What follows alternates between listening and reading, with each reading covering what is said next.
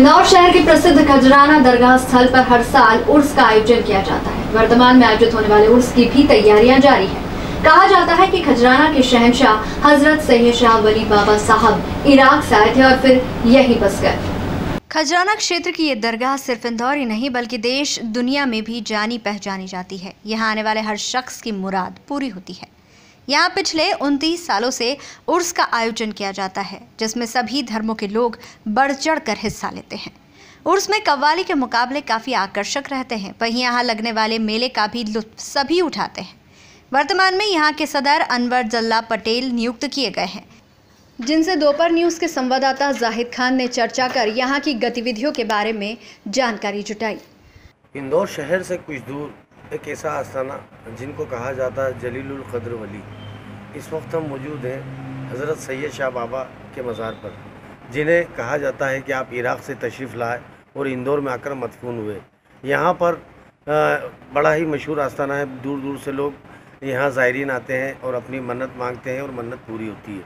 बहुत जल्द यहाँ उर्स होने वाला है और यहाँ के एक नए सदर युवा जोश और हाथ में ये परचम लेके निकले हैं कि अब भ्रष्टाचार को हम मिटा के रहेंगे और हम अब इस बुजुर्गाने दीन के आस्थाने की खिदमतों को अंजाम देंगे। इस वक्त मौजूद है इंदौर शहर का वो युवा जिनके वालिद ने पूर्व में अपने ईमानदारी के झंडे गाड़े। अब उनका बेटा अनवर जल्ला पटेल आज हमारे साथ मौजूद है।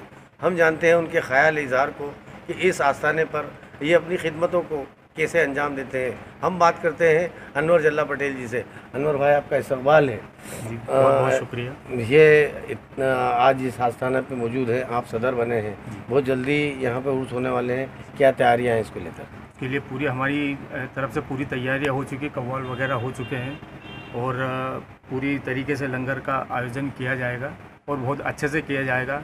दूसरी बात, आचार संहिता के चलते हुए हमने बड़े कव्वालों को नहीं बुलाया है क्योंकि अभी हमें सरकार से परमिशन नहीं मिलेगी। और दूसरा, हम भी चाहते हैं कि हम भी सरकार का जो नियम है उनको साथ में लेकर चलें। उनके सहयोग से भी जो हमारा प्रोग्राम है वो सफल हो पाएगा और हम ये चाहते हैं कि हम जो वो देंगे आदेश, उस हिसाब से हम इस काम को अंजाम देंगे और बाकी सरकार है ही सही की। कितने तारीख से ये उर्स शुरू होने वाला है, कितने दिन तक ये चलेगा और इसके इंतज़ामिया कमेटी में और कितने मेंबरान हैं? ये 12 तारीख से चालू होगा तो 14 तक चलेगा ये। और इसमें हमारे 11 मेंबर हैं, जिसमें हमारे जो खादिम साहब है, निजाम बाबा है, ये इन्हीं के संरक्षण में चल रहा है पूरा कामकाज। जिसमें जो चंदा आएगा, इसके अखराजात जो होंगे, इतना बड़ा आयोजन होगा तो इसको ये कंट्रीब्यूट कैसे करेंगे आप? क्योंकि बहुत सारी आवाम यहाँ आती, सभी मज़हब के लोग आते हैं। जी, बाबा का इतना करम है कि यहाँ चंदा करने की आवश्यकता नहीं है। इन्होंने इतना नवाज रखा है कि ये हम 11 लोग ही मिल के इस चीज़ को पूरा कंप्लीट कर देंगे। देखने में आया है कि जहाँ बाबाओं का, आस्थानों का मामला होता है, सदर जब बनता है तो ईमानदारी की बात करता है और उसके बाद भ्रष्टाचार में लिप्त हो जाता है। जैसे खजराना भी मुद्दा उठा, आप भी खजराना से थोड़ी दूर हैं, तो क्या आप ईमानदारी के साथ इस आस्थाने की खिदमत करेंगे या उन्हीं में शरीक होंगे? साहब देखिए, मैं इतना ही कहना चाहूँगा कि ये चीज़ें आपको आगे चल के दिख जाएगी। अगर मैं मेरी तारीफ़ करूँगा तो वो ज़्यादा अच्छा नहीं रहेगा। मैं चाहता हूँ कि ये चीज़ें आप खुद देखें आगे चल के, तो ज़्यादा बेहतर होगा।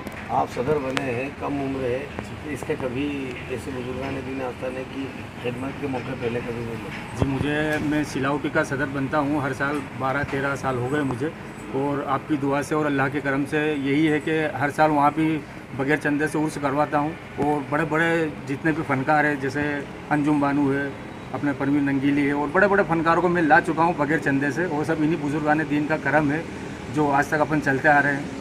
बाबा सैयद शाह बाबा जो हैं, इनके बारे में क्या इनकी तवानाई, क्या इनका इतिहास है? जी, इनका इतिहास तो देखो, मैं इतना बड़ा तो हूँ नहीं जो मुझे इनका इतिहास पता लगे, लेकिन हाँ, फिर भी ये ज़रूर देखता आ रहा हूँ मैं, बचपना यहीं बीता है कि बहुत अच्छे जो भी आदमी अपने एक सच्ची लगन लेके आता है, उनके काम पूरे होते हैं। यहाँ उर्स होने वाले हैं, वहीं सबकी नज़र आप पे टिकी है कि कहीं ना कहीं ऐसी कोई गलती कर जाए कि ये सीट आपको छीन के फिर मिल जाए, तो उसको लेकर आपकी क्या तैयारी है? साहब ये तो देखो इन्हीं के हाथ में है, इसमें मैं तो कुछ बोल नहीं सकता हूँ क्योंकि उनसे आगे मैं हूँ नहीं।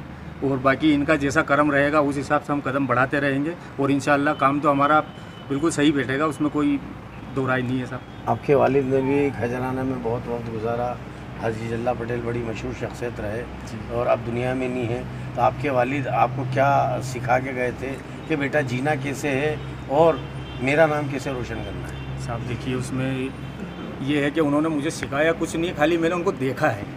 तो उनके जो अमाल जो काम थे आज वो मेरे काम आ रहे हैं। उन्होंने वो चीज़ें की है कि पूरा खजराना जानता उस चीज़ को, कि उन्होंने गरीब जनता के लिए क्या किया है। 84 का दंगा देख लीजिए आप, उसमें क्या क्या हुआ था, बहुत सारे लोग ये जानते हैं और आज भी उनको याद करके यही बोलते हैं वो कि भाई वही एक आदमी जो गरीबों का सेवक था और उन्होंने बहुत सेवा की है गरीबों की। और इंशाल्लाह मैं भी यही कोशिश रहेगी मेरी कि मैं भी उनके नक्शे कदम पे चलूँ। खजराना जो है राजनीति का एक गढ़ माना जाता है।